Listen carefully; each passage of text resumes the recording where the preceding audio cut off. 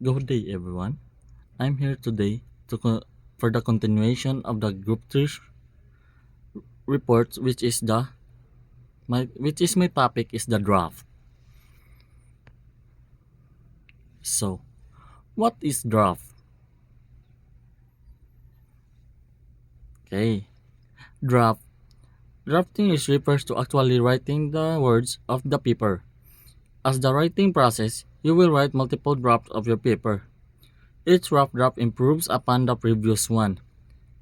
So we all know what is draft naman. So draft is which is So, we all know what is draft naman. So, it is the kind of writing your first thought, then with writing your first thought, and when you done drafting, you revise it into your final output.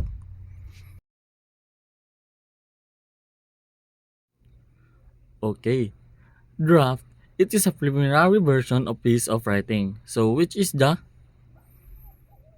it is your first output before doing the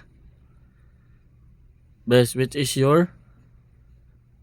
the trial process, which when you revise it, which is make your the final output. So from the thought here, the purpose of the draft is to organize your thoughts about what you intended to say and how.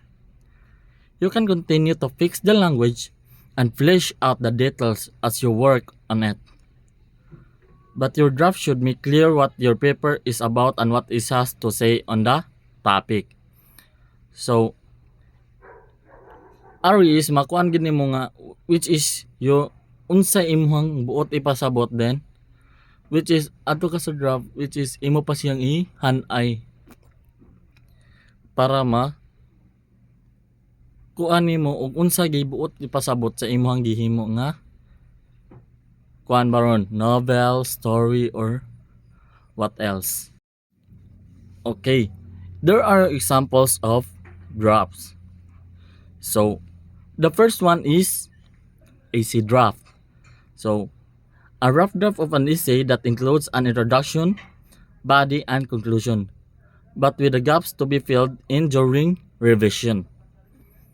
So, then the next is research paper draft, an early version of research paper that clearly defines the topic and research question but is not yet polished. Then, legal draft, a preliminary version of legislation or treaty created by legal counsel for review and potential future changes. Then next is creative writing draft, a rough draft of a novel or script where the focus is on getting the story out rather than on perfect prose. So, did you understand it? What is that? Okay. So, to clearly understand what's defined the example is, so in the first place, the easy draft, it is the draft of your or doing your essay. Then the next one is a research paper draft, which is your when example of that when you're writing your research paper, then we'll know that third year naman taron. So in a fourth year, makagim kita ng research. So makuan ni nato nga mag research paper draft kita. The next is legal draft. So legal draft it is up kuan kanang pagbuhat bitaw kanang example of that kanang pagbuhat og balaod which is not kuan bitaw kanang ang uban na is not gid nga kanang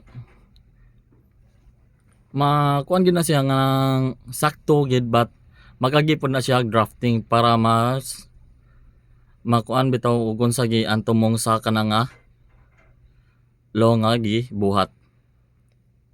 Okay, ilang gi-implement. Then next is creative writing draft. So, creative writing draft is kana bitaw magbuhat og kanang mga novels, nga na example of that kanang script. So magkuan kita magagi kita og drafting before nato na siya mahimo nga kuan mas inganyo nato ang kuan mubasa or ang kanang atong mga audience. Okay, here are tips in writing drafts. So number one is focus on getting ideas down.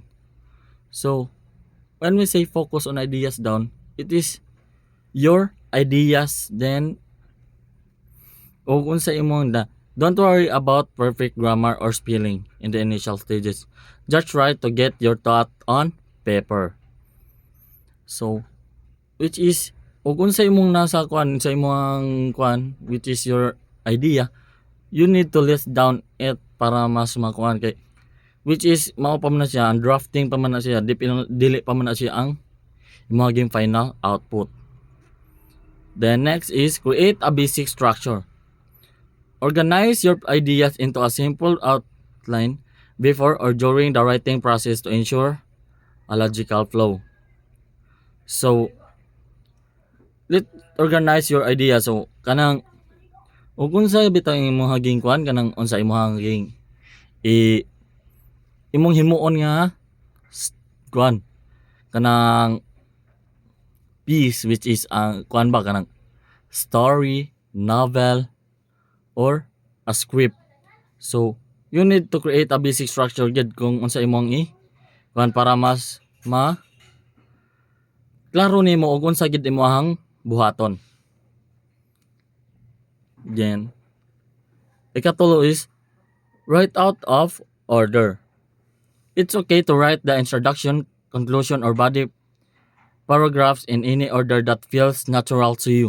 So write out of order. So from the word write out of order is pwede ra siya magkakuan kanang dili ba ana magkuan ba ka sa imong conclusion sa or sa imong introduction or body kay that is your draft pa man. So you need to kuan bitaw kanang